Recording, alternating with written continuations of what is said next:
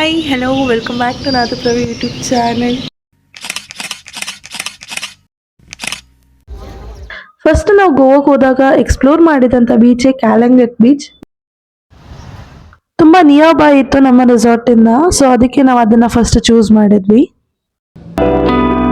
ಎಲ್ಲ ಶೂನ್ಯವೆನ್ನುವ ನಿರ್ಣಯ ವರ್ಗವೇ ಅಂಕುಶ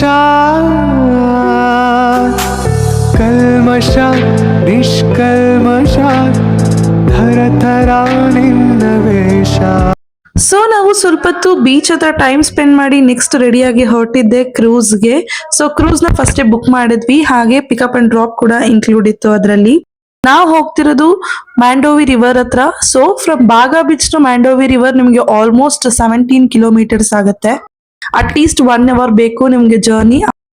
ಅದಾದ್ಮೇಲೆ ನಾವು ಟಿಕೆಟ್ಸ್ ನ ಕಲೆಕ್ಟ್ ಮಾಡ್ಕೊಂಡು ಕ್ರೂಸ್ ಒಳಗಡೆ ಹೋದ್ವಿ. ಕ್ರೂಸ್ ಅಲ್ಲಿ ಏನೇನೆಲ್ಲ ಇನ್ಕ್ಲೂಡ್ ಆಗಿತ್ತು ಅಂತ ನಾನು ನಿಮ್ಗೆ ಹೇಳ್ತೀನಿ. ಕ್ರೂಸ್ಗೆ ಎಂಟ್ರಿ ಆದಾಗ ಆಲ್ಮೋಸ್ಟ್ 7:45 to 8 o'clock ಆಗಿತ್ತು. ಅರೌಂಡ್ 8 o'clock ಹಂಗೆ ನಮ್ಗೆ ಒಂದು ಸ್ನಾಕ್ಸ್ ಕೊಡ್ತಾರೆ, ಹಾಗೆ ಮಾಕ್ಟೇಲ್ಸ್ ಒಂದು ಕಾಕ್ಟೇಲ್ಸ್ ಕೂಡ ಅವೈಲಬಿಲಿಟಿ ಇರುತ್ತೆ. ಒಂದು ಡ್ಯಾನ್ಸ್ ಶೋ ಕೂಡ ಇರುತ್ತೆ, ಹಾಗೆ ಕ್ರೂಸ್ ಅಲ್ಲಿ ನಿಮ್ಗೆ ಒಂದ್ ರೌಂಡ್ ಕರ್ಕೊಂಡು ಹೋಗ್ತಾರೆ.